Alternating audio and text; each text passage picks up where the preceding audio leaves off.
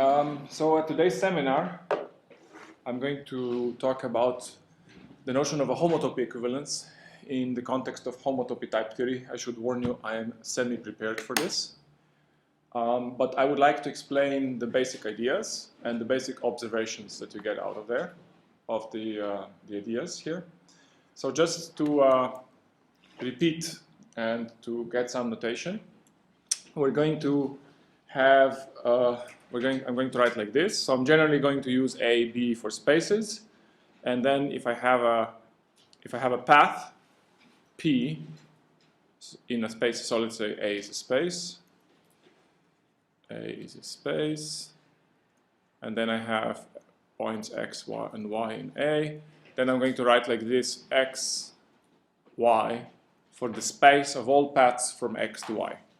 And then if there is a particular path I want to name, I say P is a path in the space of paths from X to Y. And this is what's called the identity type in intentional type theory. So the question I want to think about is, what does it mean, suppose I have two spaces, when are the spaces A and B the same? And because we're doing homotopy type theory, this should mean up to homotopy, whatever that means.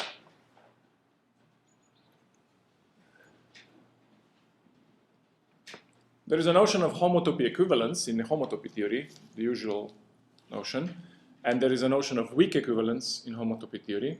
But I just want to start from scratch and just think about how you would do this naively if you try to do spaces via type theory, and maybe you haven't seen all the homotopy theory yet. Of course, it's going to be hard to discover certain things without knowing anything about homotopy theory, but let's just try, okay? So here's my first attempt.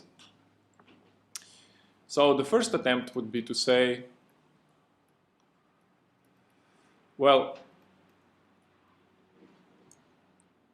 in homotopy type theory, everything is up to homotopy anyway. You don't really have a way of saying the 2 points are equal. The best you can say is that they're connected by a path. So the first attempt would be just to phrase as strongly as we can that the spaces A and B are isomorphic in the sense that there are maps going back and forth. So we say, okay, so here's our first attempt. We're going to say spaces A and B are the same if there is a map going in this direction and another one going back, such that something happens. Now, what is the thing that should happen? If we were doing set theory, at this point we would write something like this. F composed with G is the identity on B, and G composed with F is the identity on A. Yes? But how do we write identity? Because we don't have identity, we only have paths in homotopy type theory. So you would say, okay, so in type theory we would require type theory. Now we would require, and just change this with paths. So we require that there is a path from F composed with G to identity on B, and there has to be a map from G to F, G composed with F to identity on A. So you could require that. That would be direct, that's what it means for these two to be identical in homotopy type theory. So if I write this out in full, now I would have to say, just to see where this is going. So you would say something like A is equivalent to B. This is not a fixed notation. This is supposed to be a temporary notation. This means, so in logic you say this means that something holds. So in type theory we're going to say this means that there is a certain space, and we are saying that there's something in that space. So what's the space? Well, the space is there exists. See, I'm going to talk logic, but I'm going to write down geometry. So there exists an F from A to B. There exists a G from B to A, such that F composed with G has a path to the identity on B, cross G composed with F has a path to the identity on A. So we would speak about the space of A and B being equivalent. And then if we say that there's something in this space, that means they actually are equivalent. If this space is empty, then they're not equivalent. But it is also interesting to consider this space. It's a space of things, and we can consider its geometry, in which case we are considering all the ways in which two things can be equivalent. However, this particular definition is too strong, because it's very hard to establish paths in function spaces. This is supposed to give me a path in a function space. And if you look at the rules, there's almost nothing that you can do to create a path in a function space. So we want a slightly weaker definition, and we try to prove the properties of that one. Under certain circumstances, like if you have the univalence axiom, which we haven't talked about yet, then it doesn't matter whether you take this very strong definition or maybe some weak definition, because the univalence axiom allows you to construct lots of paths between functions. But for now, we're going to slightly weaken this condition here. Okay? And I will not keep writing down these sigmas all the time. Yes? So the second attempt would be to weaken the condition that there has to be an actual path. So the thing you want to think about here is, what is the difference between having a path and having a homotopy? So suppose we have two spaces, A and B, and I have two maps between them, F and G. So I can say that there is a path between them. So P would be something that is a path from F to G. Or I can say for every x in A, there is a path from f of x to g of x. And I'll call this one H. Now, in classical topology, both of these are called homotopy. Because this is what a homotopy is. It's a homotopy is a map which for every x in A gives you a path from f of x to g of x. But also this, a path in the function space is well known to be the same thing as a homotopy between two functions. However, we don't know this. In just pure type theory, where you don't have any extra assumptions, we don't know what the connection is. And so we have just used this stronger one in our definition of two spaces are equal, because we require that there be a path. So, but we may also consider this weaker one. So we could write as the space of homotopies. I'm going to write it like this. F is homotopic to G. This will be the space, by definition, we define this to be this space here. Okay, so it's the space of maps, which for every x, there is a map from f of x to g of x. I should warn you that you should imagine that everything is automatically continuous. So in particular, here we have a map which, given a point x, gives me a path from f of x to g of x. The selection of the path has to be continuous with respect to the point. So this really is a homotopy. The following thing wouldn't work. If I take the circle, and then I say, let's consider paths. You know, if you have f of x and g of x, let's say we take f of x to be maybe the identity, and we take g of x to be the reflection across the x-axis. And then you say, well, there always is a path. If I take a point, and take another point, x, here's its reflection, then there is always a path. You can just go like this. But it's a crucial question. The crucial question is, can you make this path depend on x continuously? If you can't, then that's not an element of this space. Okay? So this is going to be a homotopy, even though maybe it doesn't look like one. If you wrote this in set theory, it would make no sense. It would say for every x, there is a path from f of x to g of x. That's not a homotopy. So now I have the space of homotopies between f and g, and I'll use this one. So here's our second attempt.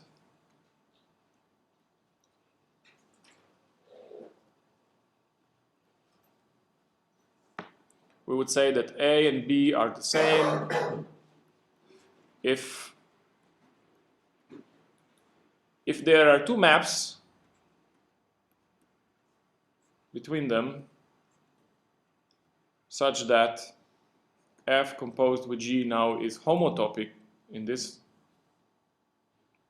way to the identity on B, and G composed with F is homotopic to the identity on A. Like that. That's a weaker definition because you can easily show that if you have a path from F to G, then you have a homotopy from F to G. The other way around, you need extra assumptions. So this is a weaker definition now. So if we wrote down the space of these things, we would say, well, what would you call this? You could just call this isomorphism, right? I mean, if you think about this in a set theoretic way, this is just saying that f and g are inverses of each other, pointwise inverses of each other. So I'm going to call this iso. Iso AB, by definition, is the space of all such maps. So I say, well, I have one map, and I have another map, and then I have the space of homotopies like that,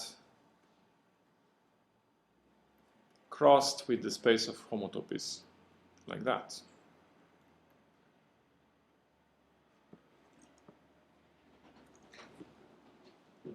There isn't much change from what we had before. I just changed the path to the homotopy. But there is a third way you could do this. And that's when you say the homotopy fibers are contractible. Now, to see what that means,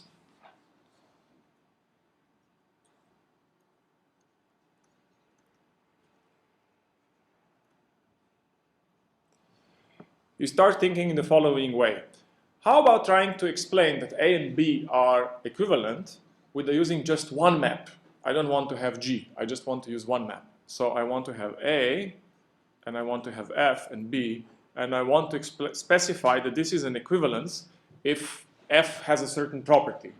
Now, again, set theoretically, you would say something like F is a bijection.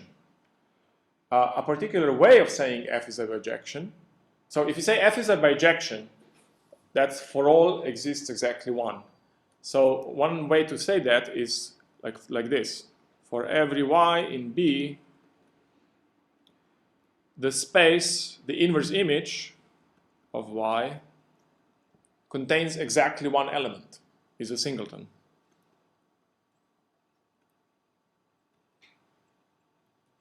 And so now we try to turn this into a homotopy theoretic definition. So we know already that the for all is going to turn into a pi. But the question is, what is this f to the minus 1 of y? What is that? Well, by definition, this is the set of those x's in A such that f of x equals y. So you just change this equal to path, and you get the following definition, which is called the homotopy fiber. H fiber of f at x, by definition, is, f at y here, f at y, is the space consisting of a point x in A, and then a path from f of x to y. Now there is an important difference between this definition of H fiber here, because this is just f to the minus 1 of y. This one is the usual fiber, and this is the homotopy fiber. The difference is the following. If you think classically, then the inverse image f to the minus 1 of y, it consists of x's. It consists of points of A. Yes? But this one is not saying points of A. This one is saying pairs. A typical element in this, what is a typical element in this space? Well, a typical element in this space is some point, you know, like U, together with a path P, which goes from F of U to Y. So it really is a pair. You don't just keep the points, you also remember how you can get from the point to where you want to be. So you have to remember these points. And these points here, these paths here, sorry, the paths. These paths, again, give you extra geometric structure that you wouldn't be there if I just deleted it. Because now I'm in a total space. I cannot just sort of throw away things.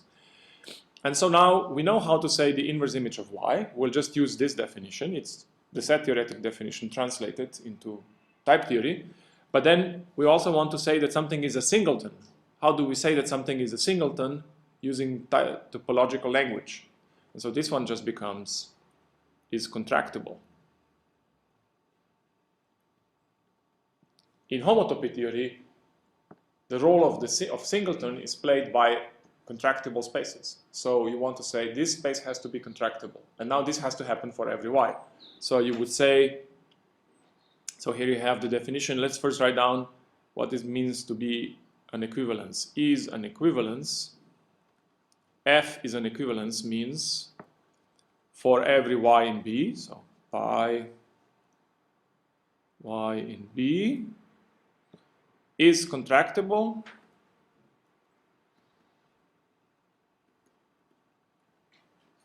H fiber Fy. And that's just a way of saying inverse images are singletons, but in a topological way.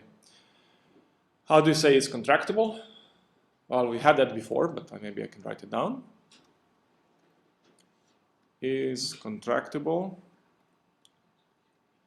some space, let's say a space. Well, now I already have A and B, so I'm just going to write it in general. So a space X is contractible if what? Well, what is a contraction? A contraction wants you to contract everything to a point. There's a question. Yeah, I was asking what's something more to Contractibility. And I don't remember here. You may not have heard it because I don't know how much topology you had. Just one year. Yeah. Oh, Then you forgot. Okay. I don't know. Or just, no problem. it's more likely you forgot. Yeah. Contractibility is a fairly basic notion, but I don't know if it was taught when you were there. You didn't have it? Okay. So contractibility means something like this. It means, here's my space, I have a point, and I can just sort of push everything down to this point. Yeah? But not in a one go. It has to go nicely and continuously and so on. So the way to say that is that the identity map is null homotopic, or the identity path is homotopic to a constant path. Or in homotopy theory, what you say is this. Let's call this point here C. This is the center of contraction. Okay, so it says there is a center of contraction such that every other point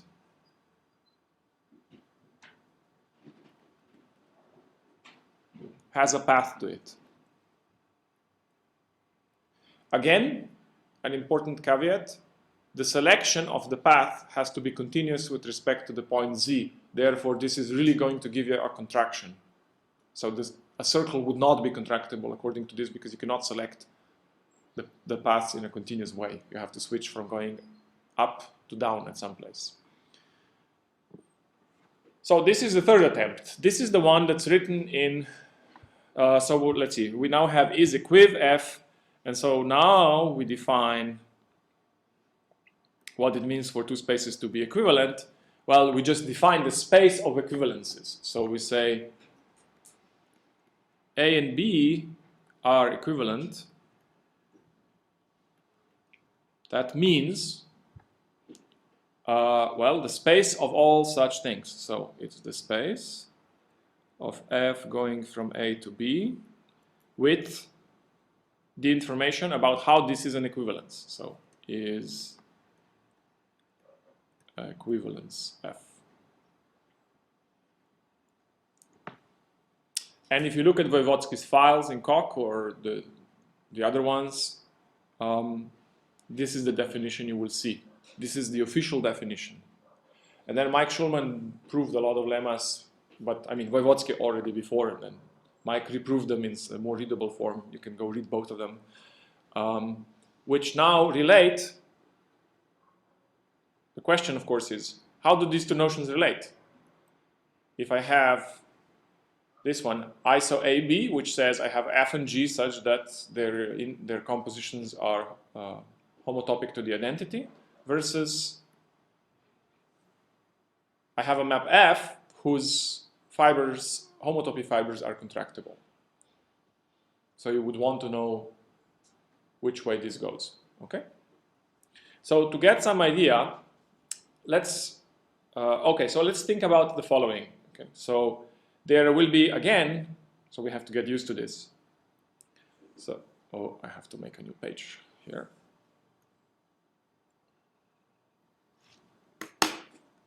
So we have to worry about the following: co-inhabited versus equivalent.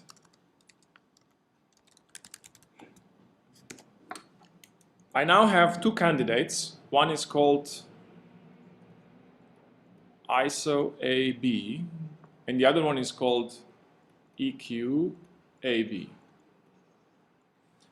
The space of isomorphisms between A and B, and the space of equivalences between A and B. You could think about whether they are co-inhabited, which means if one of them has a point, then the other one has a point. If that's all you want to show, that if one of them has a point, then the other one has a point, then what you need is any map here that goes in this direction, okay, and any map that goes in that direction. So you read this as a logical equivalence.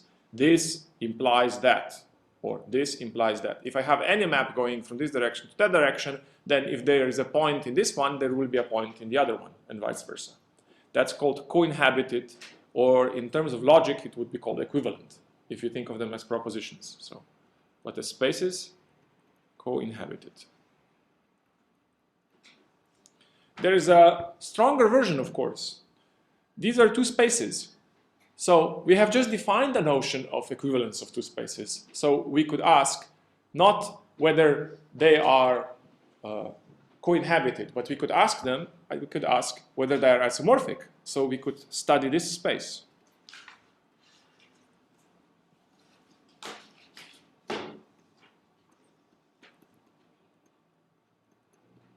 Or we could study the space of equivalences between them. So you see that this goes up one level now. I'm studying, right? This is ISO between A and B, and this is ISO between the ISO and the EQ. So your head starts spinning a little bit at this point, I think, and especially if you try to think about this geometrically, it gets really weird very quickly, because as a geometer, I wouldn't be used to thinking, first of all, I would not even be used to think too much about the space of all isomorphisms or the space of all homotopy equivalences. That's not the natural way to go. Typically because when you look at function spaces in topology, they get very nasty very quickly. Even if you take two locally compact spaces and you look at the function space, it's not going to be locally compact, and so then you won't be able to make another nice function space, and it just gets messy. So you would necessarily have to move to some other more general setting. And I just have a feeling that this is not a very geometric thing to do. Nevertheless, I think this is a basic consideration from the point of view of homotopy type theory. If you're going to do type theory, it is entirely natural to consider function spaces in this way. So now we have three notions here: co-inhabited, isomorphic in one sense, and in the other sense. And so the question is, which one holds? How close are they? So as an exercise, this is the easiest one. You just need any map that goes from one to the other. So let's try to get some map that goes from one to the other. And because I know which direction is easiest, I'm going to do right to left.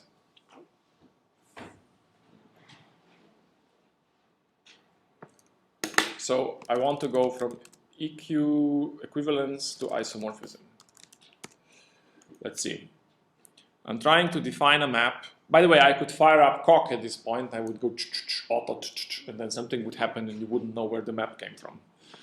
So I've never been able to understand anything in coq if someone other than me did it. So if I watch somebody work with coq, then it gets much harder than if I actually do it. So coq is sort of like a write-only proof assistant. So let's try to get from EQU AB to ISO AB. Any map will do. I'm asking for anything at all. Let's give this map a name. Let's call it maybe I. Okay? I'm constructing a map. What do I have? Well, I'm going to have one of these gadgets. What is this gadget? Well, this is going to be sigma f A to B is contractible. No, is what? Is equivalence. You will see that after a while you do start to wish for coq here, equivalence f. Well, we have to write this stuff out, right? So what is a typical element of this going to look like? The typical point in here is going to be a pair. So we're going to have an f from A to B together with this, an element of this space. Now we have to look back. What is this space? So this is another map, is another map, which, let's call it G, yes, which goes from Y to is contractible. So I get here a map G, and this map goes from B to some place. Well, I can't write it like this because its type is dependent, so I have to change this. So it's a map which for any Y in B gives me is contractible H fiber F Y. Now we have to unwrap is contractible. Okay, do we still know by heart what it meant? Well, is contractible meant, I'm just going to write it here, it meant sigma C in, well, in where? Sigma C in this space, in the H fiber,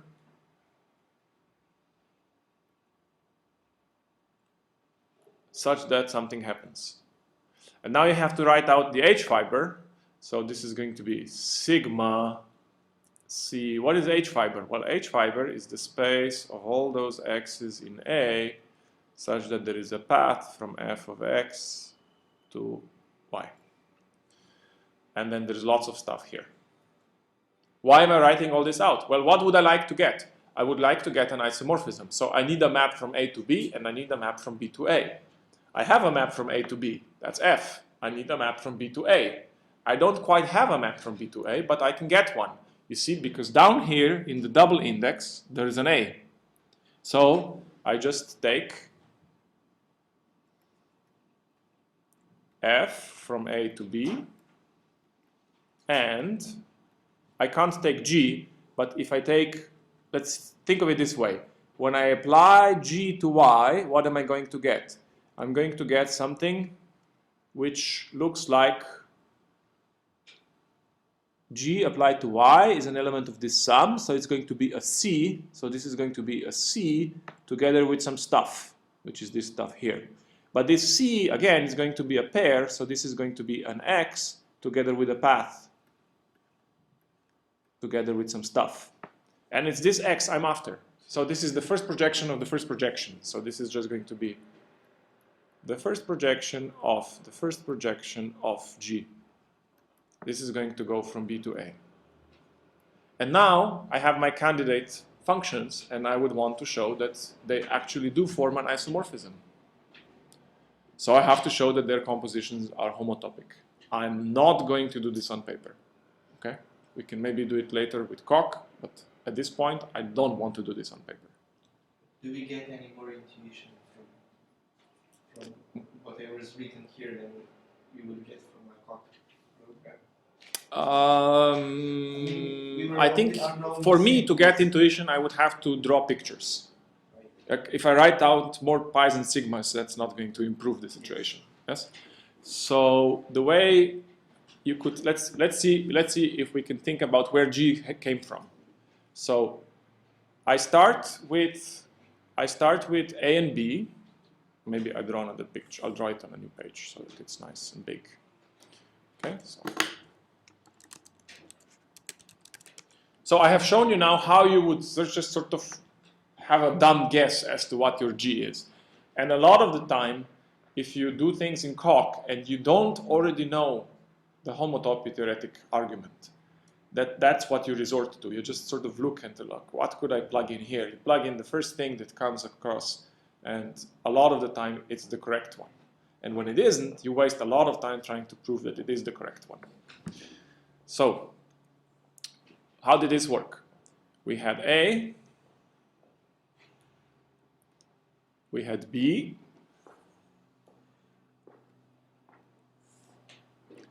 we have F. F has the following curious property. If I take here any Y, then when I look at the H fiber, now how are we going to think of H fiber? So the way to think of H fiber is like this, maybe. Okay. First of all, you take a different color. And then you say, what is H fiber? It's a bunch of X's together with their paths. Yes? So one way to draw this is to say, I have to draw a bunch of X's and then they're going to be paths. And they're going to be paths from F to Y, from F of X to Y. So one way to think of it is like this. It's maybe these X's here. Okay, here's a bunch of X's. And then when I map them over with F, they become, slightly distorted. So I've mapped them with F. So here I have a typical X. I have to make a little hole so I can put the X in there. Here I have a little X. And here I have the result, which is F of X. But it's not just this one, then I have to take all these paths. I have to consider paths from F of X to Y. Yeah? And so now it's all of this stuff. And now you say, now what is the assumption that I have about F? The assumption is that when I look at the totality of all the X's together with their paths, that's contractible. Yes? But if it is contractible, then it has a center of contraction. So whenever I look at H fiber Fy, so this is the strange thing that looks like this. It's a bunch of X's together with their paths. So it's an X, and then there is a path. It's wrong to draw this path out of X. It's a path which goes from F of X to Y. And then maybe there is another one, but it has a slightly different path from F of X to Y. And then maybe there is another X prime, and this one has its own paths from F of X prime to Y. Okay, and then there is X double prime, and this forms something. But it's contractible, which means somewhere in there, there is a center of contraction. There has to be a center of contraction, which everything else contracts to. Okay? What are we trying to get? Well, we're trying to get a map going in the other direction.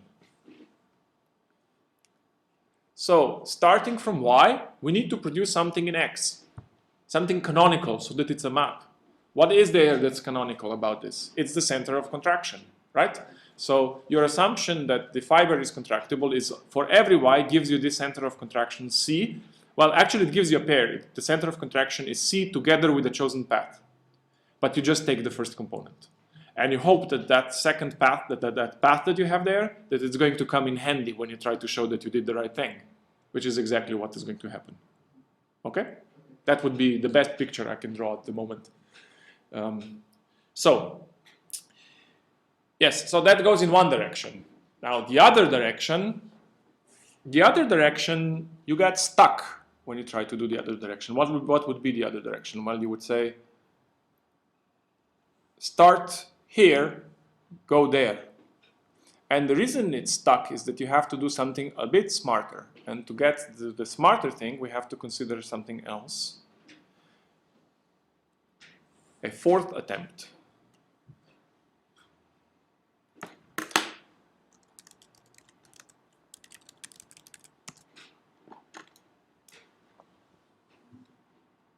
If I have two maps, A and B, from F to G,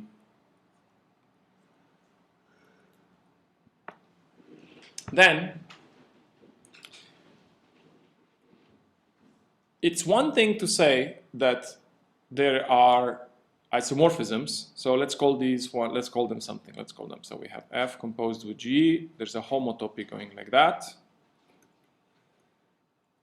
And so let's call this one S. So why am I pretending that this is a map? Recall, what is this homotopy business? This means homotopy. So a homotopy means for every point something happens. So it's a map. Okay. So this is a map. I'll call it S, and I'll call the other one R.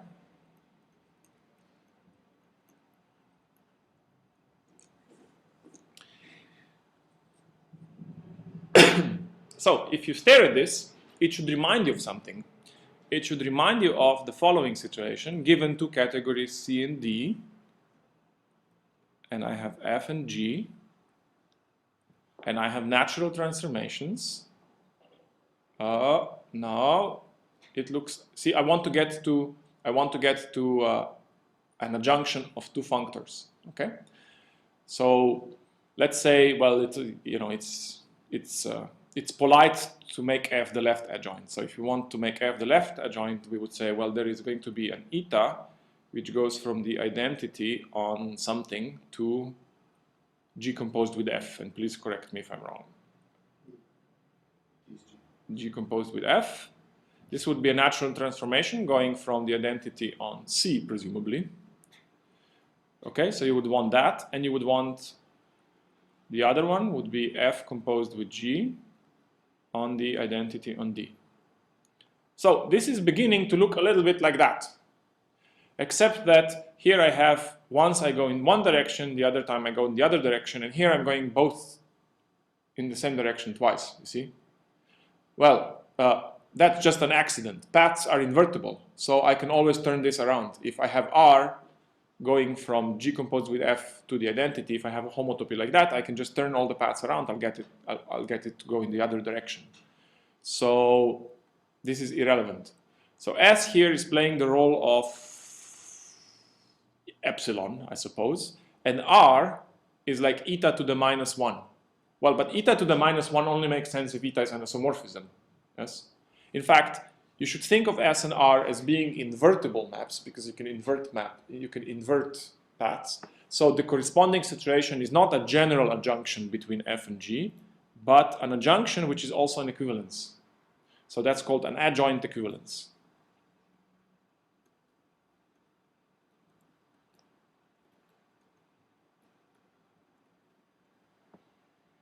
Which means I have an adjunction, F to G, and the unit and the co-unit are natural isomorphisms. That is stronger than saying just I have eta and epsilon, which are natural isomorphisms. I also have this thing here. So that part is missing here. I want to say there is a special relationship between F and G. Because S and R are giving me the fact that I have two natural isomorphisms, like eta and epsilon. But I also want to say, maybe, that would be a stronger notion, that F and G are adjoint. And you can do that on the other side as well. The only question is how. Well, there are like 25 versions of, there are 25 ways of saying that F and G are adjoint functors. You just have to pick one that applies in to the that makes sense in homotopy theoretic language. So Let's see if I can get this right. I think I have to look at the COC file, otherwise I'll get hopelessly confused. I don't have it on paper with me. Yes, I do have it on paper with me. Okay. So there's something called the triangle identities for the unit and the co-unit. What are they? What do the triangle identities say? So I can never remember them, so I always have to recreate them. So let's recreate them together, okay? So I have here, let's take it at a particular object. So suppose we have an adjunction like that.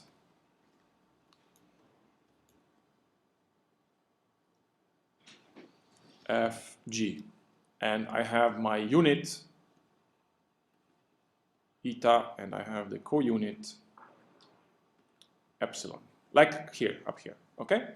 So now you start playing around and you say, well, let's take some object and then we can have x, and then here I'm going to have eta at x, and then I'm going to have g of f of x. Well, I could, for example, I could apply f to this. And if I apply f to this, I get f of x, f of eta x, f g f x. But now you stare at this and you say, well, this is fg, and here I have fg. So in fact, if I look at epsilon at fx, it's going to go to fx. And here, see, I say, wouldn't it be nice if this were an equality? In fact, that is a triangle identity. And this is a way to characterize adjointness. To say that two functors f and g are adjoint is the same as to say that I have two natural transformation, epsilon and eta and epsilon, such that, and now I can write it without the x, such that if I have, so I'm going to have f eta goes to f gf epsilon f such that this triangle commutes. If you're a homotopy theoretic, then you will stick in a suitable homotopy here. There's another one which you get if you reverse the roles and you start with epsilon and you play around and you get another one. I'm not going to draw it, but this is one of the triangle identities. So we try to do this in a homotopy world up here, the same thing. Yes? We have to figure out what these things are.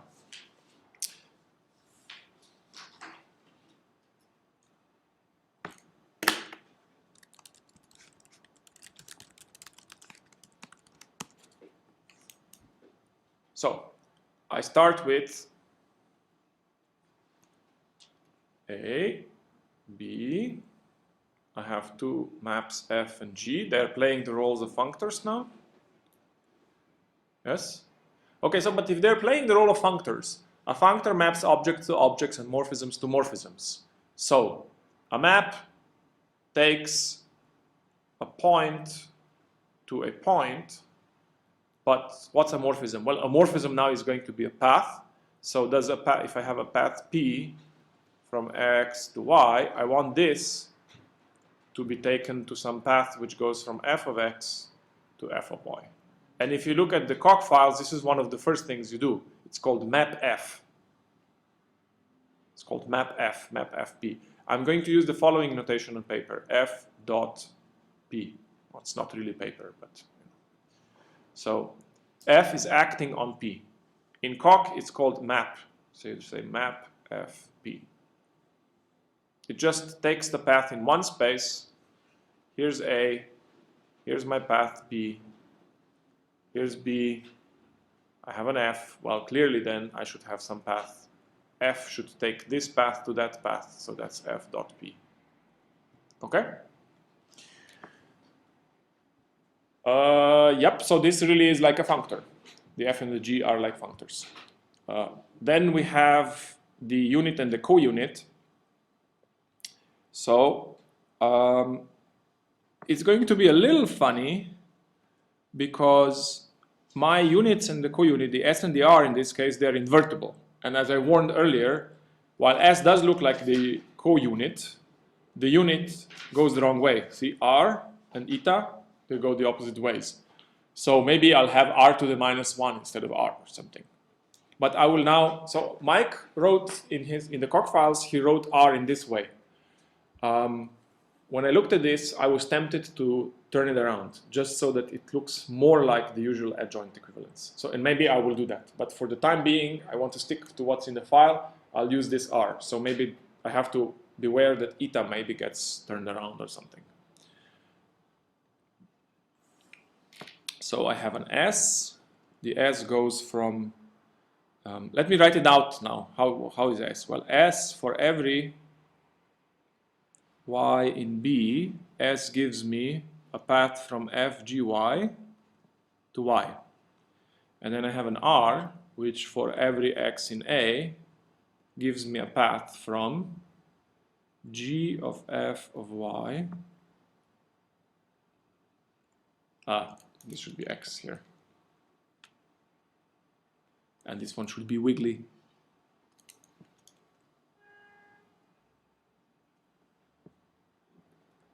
So now we explicitly see what the S and the R are. Okay, now we go back and we simulate what happened here. So I started with what looks like R to the minus 1. Yes? Or maybe I can just go here and I say, I take another color. And I'll just start writing. Okay, I look at this one here. It says, so this is going to be little f. Eta is going to be like R to the minus 1. This is going to be S. And this is going to be F. Yes? And so this should be the identity. So F R to the minus 1 and SF. Oops, wrong. Go away. Okay. So, oh, now I forgot.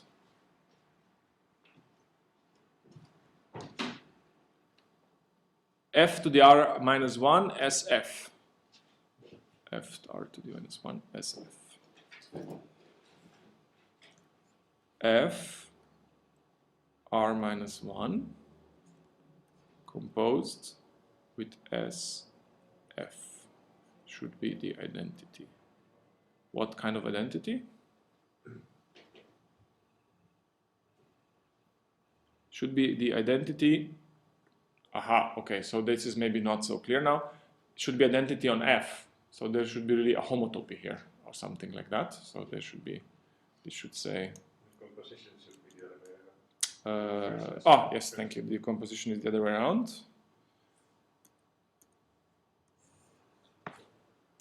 Okay. So it's SF. But let me just write things. So SF, S composed with F, for a particular X, I'm going to have, let me draw a picture. So I have X, then I have F of X.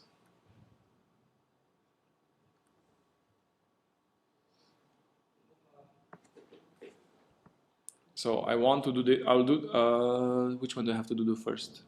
Well, it doesn't matter. I'll do this one first. So what is this SF? This means I'm going to go from f of g of f of x. Okay, so I start here. I have f of g of f of x. I'll draw a picture first. I think it's better than to just try to write it down. Okay.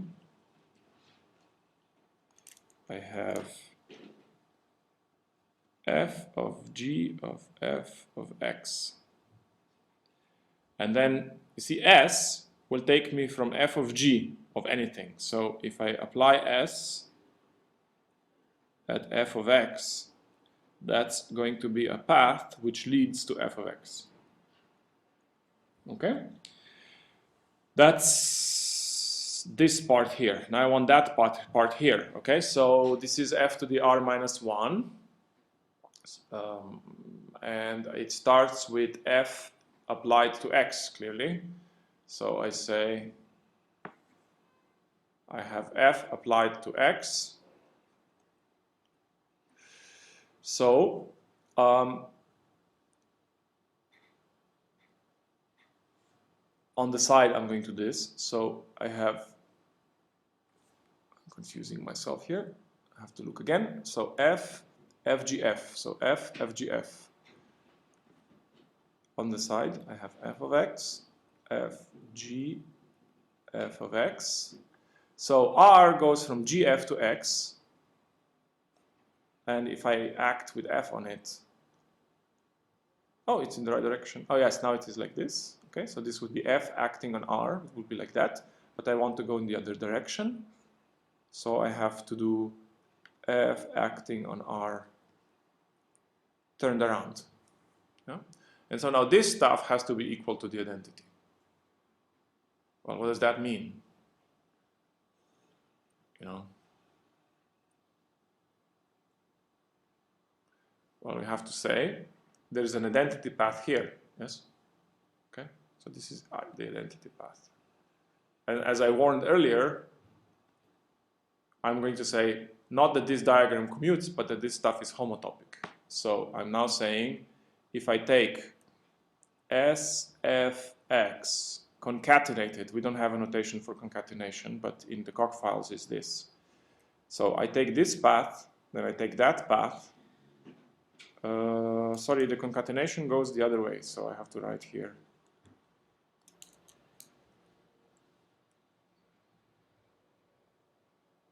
F dot r to the -1 concatenated with this has to have a path to x, to the identity path on x.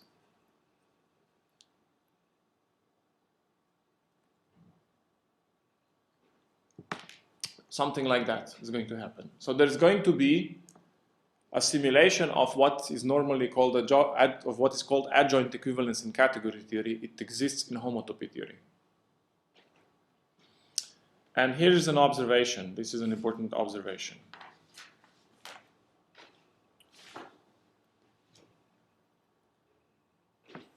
You can prove that these two guys are co-inhabited.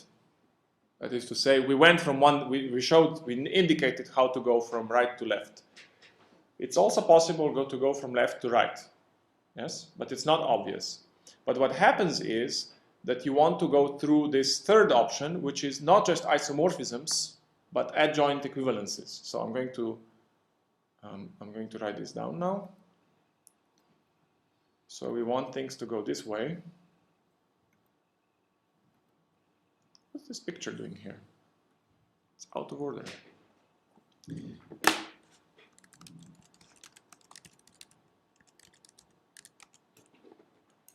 So on one hand, we have isomorphisms.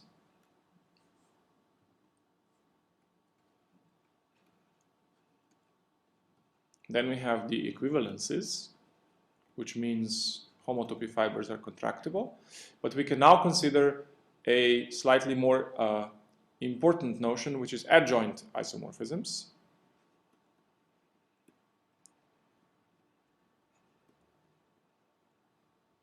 What is this adjoint iso? Adjoint iso, AB, means, well, you have a map F from A to B, and you have a map G from B to A, and you have a homotopy going from, now let me not confuse myself, F composed with G to the identity on B, cross G composed with F to the identity on A. This part is the same as iso, but now I add something. I add the triangle identity. Cross, now I want the triangle identity. So the triangle identity was what? Can we see what this was here? This is the out of order picture. So it looks horrible, right? So you have to say for every x, I have this stuff here equals that stuff there, and there is a -1 here. So it actually turns out this -1, you can put it on the other side, first of all, without loss of anything. So you can just say SFX has a path to FRX.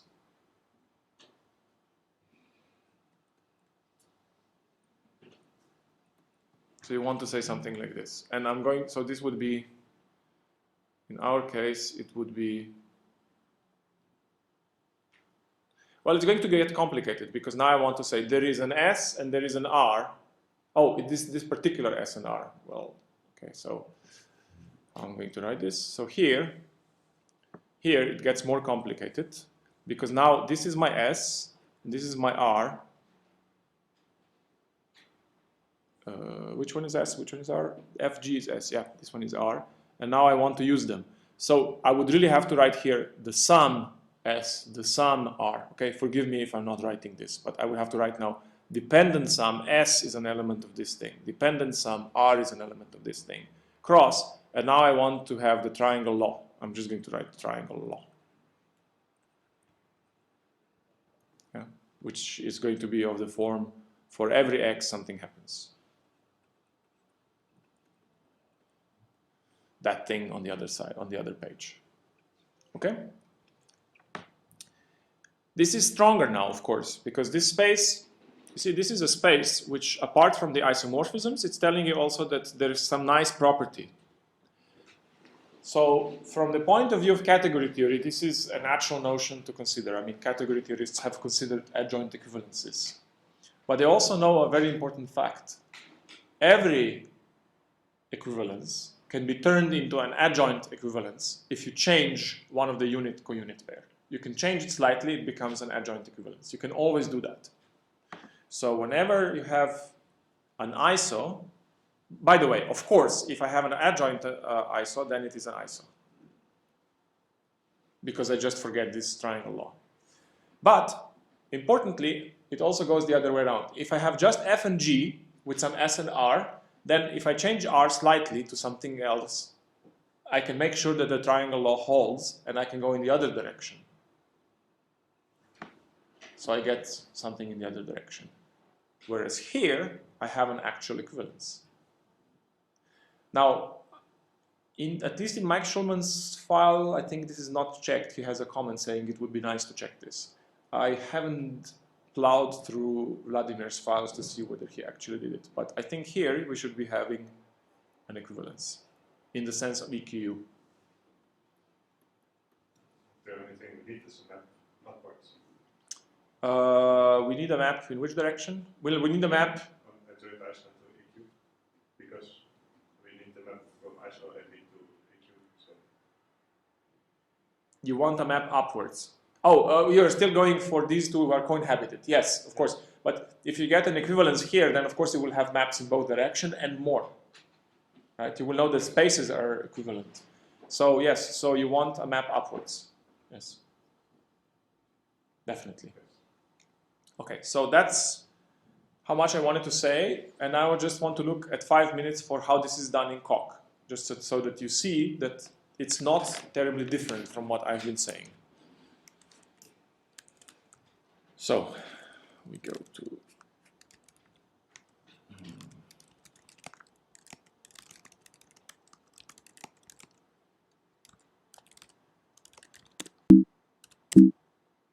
see they're here.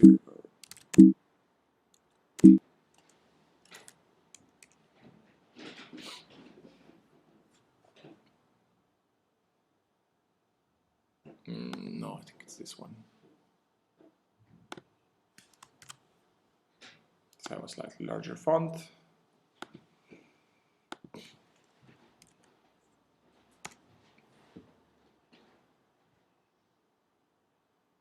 So we start with the notion of is equivalence. And when you see these parentheses, this means this is an implicit argument, you don't have to specify it, and so on. So given spaces A and B, a map F is an equivalence if for all Y and B, the H fiber is contractible. I can ask, what is the H fiber, for example? And it tells me that the H fiber is this thing here. You have to look here. It's hard to know where to look here. This is the dependent sum. It says the dependent sum of such x's in A so that there is a path from f of x to y. Mike recently changed all the notations, so the paths are now written like this instead of the old way. I don't like it, but I'm not going to complain about syntax, otherwise we'll just keep complaining about syntax. Okay? And then what is an equivalence? Well, the space of equivalences between A and B is the space of maps. Now we're going to call them W for equivalences. Well, this is funny. They're called W because this used to be called weak equivalence, and then we got renamed equivalence. So W from A to B such that it's an equivalence. So this is what I wrote as a dependent sum, but in Coq it's written like this. And we're going to have a notation. So A, this double wiggly thing, means that A and B are equivalent. It's the space of equivalences. Okay? So here's the first one. If you have an equivalence, this is just a minor point. An element of this space, equiv AB, is a pair. It's a pair consisting of a W together with something in this space is equiv W. So really, it's not a function. It's a pair whose first component is a function. And this magic here is just telling Coq that whenever you see a weak equivalence used as a function, just project out to the first component that use the function. It's an implicit coercion. So I don't want to stop here. Here's a little tactic that we're going to skip because we're not going to look at proofs. Here's a proof that the identity is an equivalence. So maybe we go through one, okay, just to see how Coq works. So it's saying we have an A, which is a space, and you are supposed to produce an equivalence from A to A. And since an equivalence is an element of the sigma type, the way to do this is you specify the first component, that is the map, and then you are obliged to prove that really is an equivalence. So I say, yep, let's use the identity map on A. And it says, now you have to prove the identity map is an equivalence. And so then you go and do, and something comes out, and then you do this, and that, puff, okay? And you don't know how it got proved. Then here's the inverse. Okay? That's the inverse we were trying to get. If I have an equivalence W from U to V, then maybe, oh, we didn't do that. Every equivalence has an inverse. Actually, we skipped over that part, but do that as well. But that's the G that we're getting out of that, actually, it is, yeah. If I have an equivalence W as a map from U to V, how do I get a map from V to U? That's the projection of the projection. See, it's the projection of the projection, but there's a second projection here now. I had just the first projection. Why did I have just the first projection? PR. Because it was a pair, what you said.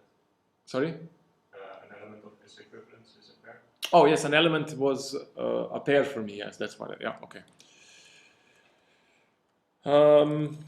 I would like to get to. There's a billion tactics here for manipulating this stuff. I would just like to get to the triangles so that you see where how the triangles are written down. Okay, we try to understand the triangle, and then we. Maybe a little more, and then we stop. So, it says, if you have a W, actually, sorry, this is the wrong one, this one, I want to get to, there's lots of stuff in here. I want to get to this. It's an adjoint equivalence. Let's see if we can understand its adjoint equivalence. There.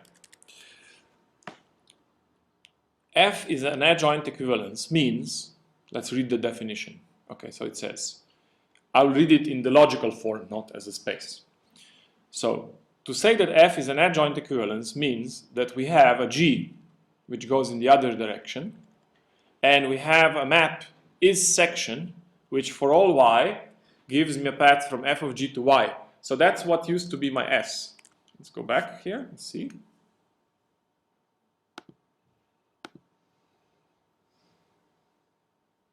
Here, that's the S. For everybody, for every Y, I have a path from F of G of Y to Y. This one. He's calling it is section instead of S. And there's is retraction. And here's the triangle identity. Now let's see, is it the triangle identity? This is F acting on Rx. F acting on Rx is down here. And this is S applied to f of x This is S applied to f of x. So his paths go the other way around, but that's irrelevant. It is the triangle identity. Okay? You can actually understand this sort of thing when you see it in Coq. And now there are going to be some proofs. For example, if I have f, and I know that it is an equivalence, then it is an adjoint equivalence. And he just writes down the proof. Well, how can he write down the proof? To show that something is an adjoint equivalence, so here's my W, and I want to say W is the adjoint equivalence. Well, what's the inverse? The inverse is going to be the inverse map, the one that we talked about. And then he already proved all the lemmas he needs to prove this, so he just uses the fact that inverse dissection, inverse retraction, and the inverse triangle identity. These are some lemmas that were proved somewhere up there that I'm not going to look at. Then then here's the type of all adjoint equivalences. It's f from A to B such that is adjoint equivalence f. This is slightly different from what we had, because I wrote, well, first of all, I wrote ISA instead of edge equivalence. But mine is f and g such that stuff. Well, it really is the same, because for him it's f such the stuff. But this stuff here, if you look at how it continues, it's up here. F and then g such that stuff. So it's the same thing. Here he goes from the adjoint equivalence to equivalence. So which arrow is that in the diagram? From adjoint equivalence to equivalence means go from here up there, huh? Like that. And you go.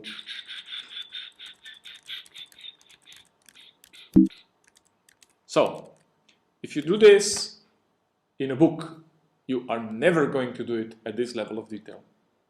If you do it on paper, I guarantee you, you're not going to do it in this level of detail. This is all detail, all the way, okay? So, I'm being maybe a little funny by not showing you the proofs, but as I said, I can never follow other people doing proofs with Coq. So you say, well, it's supposed to be an equivalence, so this edge fiber is supposed to be contractible. We're going to contract the GY and this section, and then we're going to apply something. I mean, just do this in the privacy of your own bedroom. Okay, so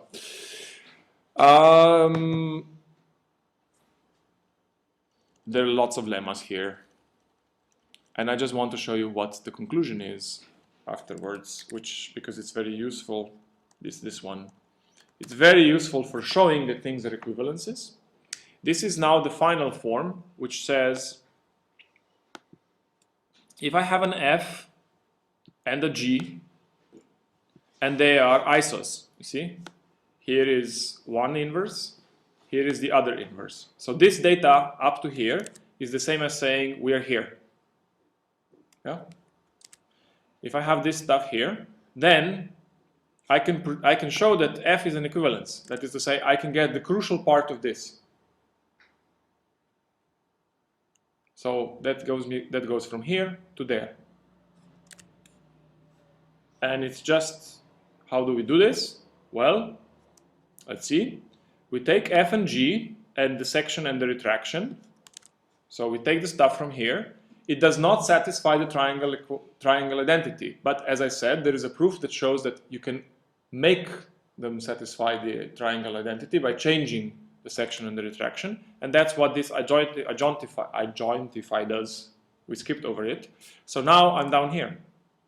And now because I'm down here, I can go up there via this is adjoint to equiv.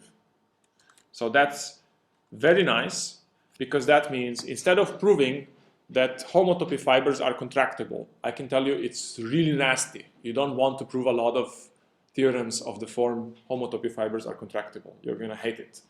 You can just, to establish that there is an equivalence between A and B, you just provide the maps F and G, and you only check that they're inverses of each other. You don't have to worry about the triangles, you don't have to worry about contractibility.